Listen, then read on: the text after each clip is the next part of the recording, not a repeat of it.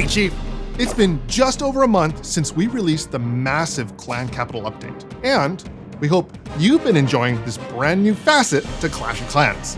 Although Clan Capitals adds a whole new dimension to how you clash, we've got an update coming with some much needed quality of life improvements, game fixes, and balance changes. In this update, we've taken our community's input and we're implementing some changes based on that feedback. We've got quite a few quality of life improvements.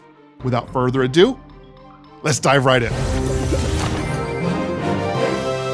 The goal of Clan Capital is to unite and engage the entire clan, where you help create a thriving, growing city where every member can contribute to its development. We've got a few capital-related quality of life improvements going in the June update. So to start, builder potions will now work on the forge, allowing you to speed up the rate at which you can manufacture capital gold. And who doesn't want more of these really cool golden purple coins? We've also added a profile button that will allow you to view your enemy clan during a capital raid. Additionally, you can now create district-friendly challenges during a raid weekend for layouts that have not been changed during that weekend. One thing that we've noticed is that not everybody realizes when an army camp in your clan capital has finished upgrading. When you do an attack during a capital raid weekend, if you have not used the full housing space limit for your army, it will let you know that you cannot initiate that attack. When you visit the trader, if an item is out of stock, usually it just shows up as grayed out. Now, after the update, sold out items will be much more clearly labeled instead of just having a grayed out icon. Trying to determine how many capital raid attacks you have left requires you to visit the clan capital. But after the update, the number of attacks you have left will be displayed over the airship. That way, you don't need to actually visit the clan capital to see how many attacks you have left. So let's touch on raid medals. Raid medals in the current system are rewarded equally amongst everybody in the clan. After the update, raid medals will be distributed based on the number of attacks instead of distributing them equally, even if you haven't used all of your attacks. But what about the home village? I'm sure you're asking.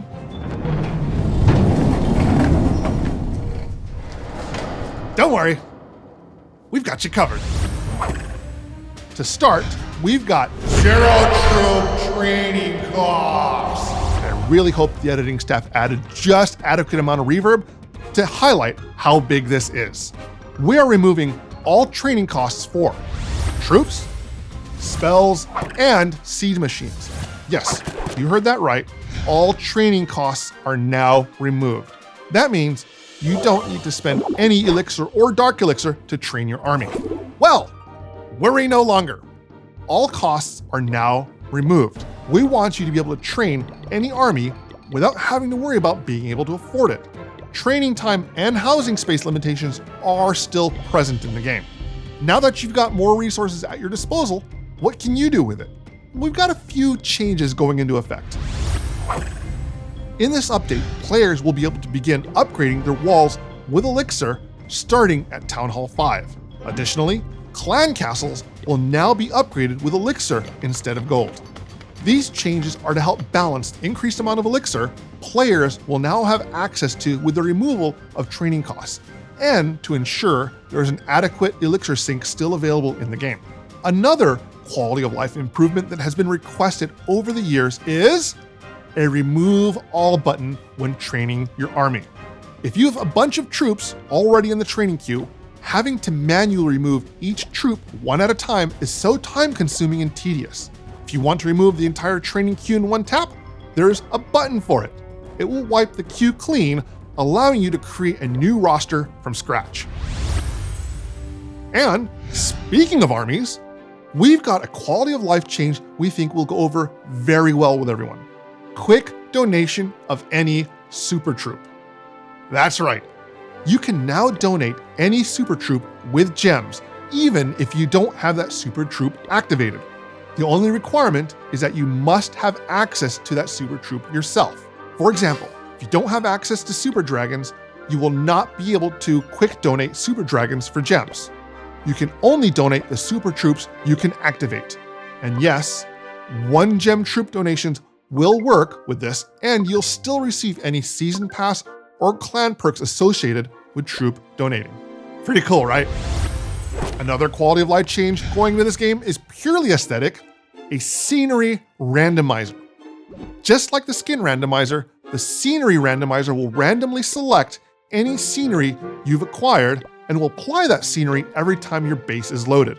And just like the skin randomizer, you'll see a list of your available sceneries. Just tap the ones you want in the randomizer rotation. Anytime your base is loaded, a random scenery from that selection will be applied, making your village feel fresh and visually distinct each time you visit your village. All right, Chief, we need to have a talk.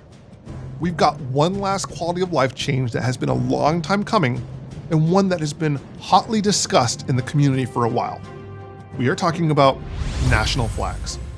So in this update, we will be removing all national flags from the game. When Clash was first launched 10 years ago, we never expected the game to become the wildly successful phenomenon that it is today. And although there are relatable references in Clash of Clans to the real world, the Clash universe is its own fantasy setting with its own cast of zany characters, from wizards who summon bunnies to hammer-wielding, mohawk-sporting hog riders to magical spells that summon a gaggle of murderous bats or skeletons. When this update is released, any national flags that you may have purchased from the store will be refunded.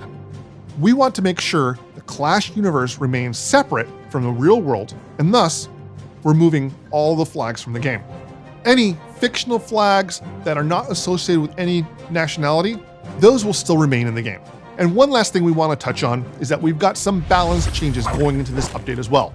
We've reduced the hit points of walls ranging from Town Hall 9 to Town Hall 13 to make ground attacks much more viable. For a full list of balance changes, please make sure you check out your favorite Clash content creator for the latest news regarding what's changing, how it affects the meta, and what you can expect to happen to your favorite strategy. And don't forget to check out the full patch notes when they're available. You'll be able to find them linked to our official social media channels, and we'll also add them to the description below. Please keep your feedback coming. Leave your comments below. Don't forget to smash that like and subscribe button. Your input has helped make so many changes to Clash of Clans, and that passion and excitement over the last 10 years tells us that there are still many more great years ahead of us for this incredible game. We can't thank you enough for being such an amazing community, and we can't wait to show you what the future holds for Clash of Clans. Until next time, Clash on. We've really appreciated that. So I'll push off camera. Yes. So you. Don't worry, we've got you covered.